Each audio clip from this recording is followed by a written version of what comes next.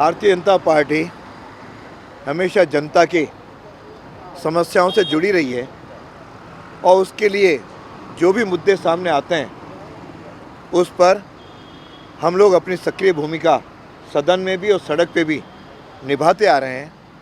उसके तहत लगातार चाहे वो रीट का पेपर का मुद्दा हो, चाहे इन दिनों रंधावा ने जिस प्रकार से मोदी जी पे को ख़त्म करने की बात कही हो, या राहुल गांधी ने चाहे विदेशों में जाकर के भारत का और यहाँ के सेना का अपमान किया हो, ऐसे मुद्दों को लेकर के जनता का जन जागरण अभियान में अपनी सक्रिय भूमिका निभा रही है। और लोगों की अपेक्षा भी है कि विपक्ष अपनी भूमिका अदा करे। और कई बार तो कांग्रेस के मंत्री कहते हैं कि विपक्ष की भूमिका हम लोग नहीं निभा रहे हैं, और जब निभाते हैं तो उनको तकलीफ होती है, नहीं निभाते हैं तो भी उनको जो है दिक्कत होती है। तो हमने हमेशा विपक्ष की भूमिका निभा रहे हैं और विपक्ष की निभाते हुए अब कांग्रेस का नवंबर में इसका पूरा हम लोग सफाया करने की हमने सोच रखी है। जनता भी हमारे कार्यक्रम में उमड़ रही है।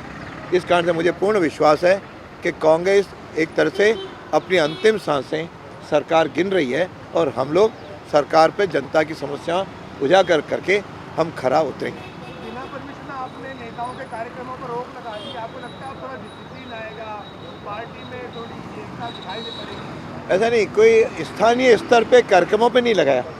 कोई बड़े कार्यक्रम जिसमें उम्मीद की जाती है कि सारी पार्टी सम्मिलित हो, तो उसमें यदि एक दूसरे से चर्चा होगी तो सारी पार्टी एकजुट होकर के उस समस्या के समाधान की ओर अग्रसर हो सकेगी। नहीं तो पार्टी का इन्वॉल्वमेंट फिर उसमें थोड़ा सा विलंब हो जाता है। इस कारण भी समस्या के समाधान में कई बार विलंब होता है। जनता की समस्या का सही ढंग से बिना विलंब के समाधान हो, इसलिए पूरी पार्टी समय पर एकजुट होकर के लग जाए। इसके लिए उसकी जानकारी, सूचना और अनुमति, सहमति वो लेनी चाहिए। आप प्रोफेसर के राजनेता बने, बहुत सारे अफसर हैं जो नेता बनने के लिए कतार में लगे, टिकट चाहिए उनको, आप समर्थन करते हैं, विरोध करते हैं? न इसमें विरोध है न समर्थन है। जिसको यहाँ पर राजनीति में जनता की सेवा में रुचि है और वह इस राजनीति के माध्यम से आना चाह रहे हैं, निश्चित रूप से वो आएँ, जनता की सेवा करें और जनता यदि उनको अपना समर्थन देती है तो उसमें आगे बढ़ें। तो उधर तो घूम रहा है। यूडीएच पे यार डिमांड है, क्या गहलोत सरकार ने शहरों के विकास में कुछ काम किया है, आपको लगता है कि वो नहीं कर पाई? गहलोत सरकार ने पूरे स्वायत्त शासन को पंगु बना रखा है। जो उनके अनुसार न चले उस नगर पालिका, नगर परिषद, नगर निगम को निलंबित करना, उसके अध्यक्ष को।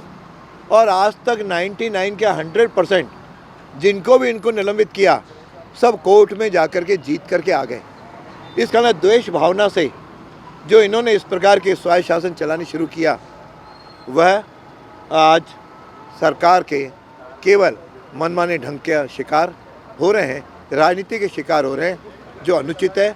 और साथ ही अधिकारियों के पद सारे निगमों में और नगर निकायों में खाली पड़े हैं।